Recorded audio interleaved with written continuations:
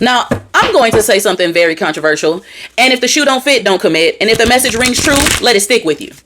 Christians, let me talk about Pastor Anthony Mitchell. Pastor Philip Anthony Mitchell, who is the pastor of 2819 Church in Atlanta, had people walk out of his congregation all because he was talking about the devil. See, the backlash over his recent sermons wasn't just about a slip of the tongue. It was about a pattern.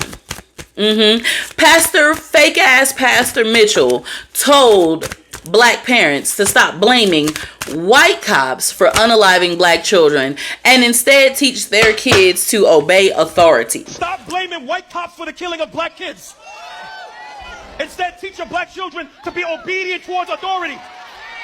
And I don't care if most of y'all are black. You need to teach your children to obey authority. We need to teach our sons and daughters to obey authority. We need to teach our children to not fight against authority, not fight against cops, not rebel. Be model citizens. Authority. That's not just tone deaf. It's dangerous as fuck.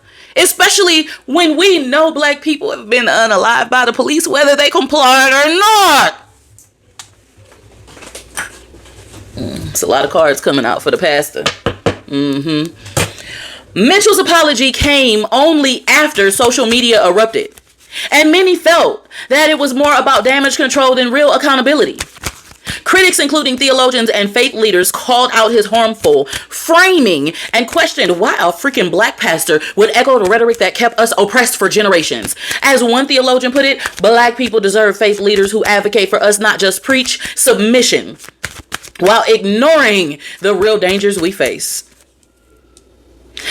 Instead of using his platform to address real issues like the failing government, the missing children, and the systematic violence, slave Pastor Mitchell chose to attack spiritual practices, calling crystal sage and psychics evil. These angels that he corrupted, that was thrown out of heaven, are the demons that roam the earth today. They're the demons that whisper in the ears of your favorite psychic when you go get your palm read. And these demons have been watching you since you was young. And so they whisper in the ear of the psychic. They tell you your age and the last boyfriend you had and what city you was born in, because they've been watching you. And your little tarot cards, your little sage, your little crystals, your little readings, all that stuff is demonic.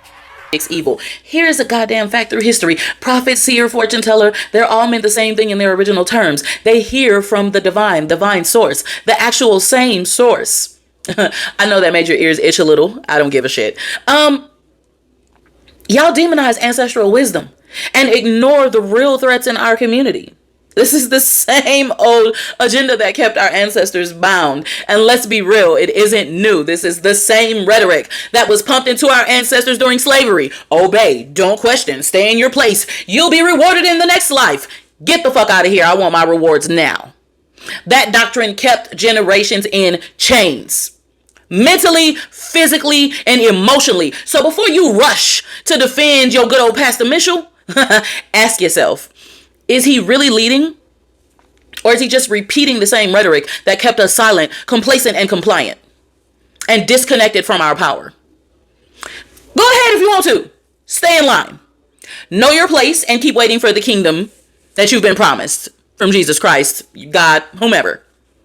Just remember that the same kingdom is adorned with the very crystals that you demonize in the pulpit today. So keep practicing obedience while you wait for glory, but understand that the only chains left are the ones that you choose to wear. Slave, you're still a slave to the system. Let that burn a little.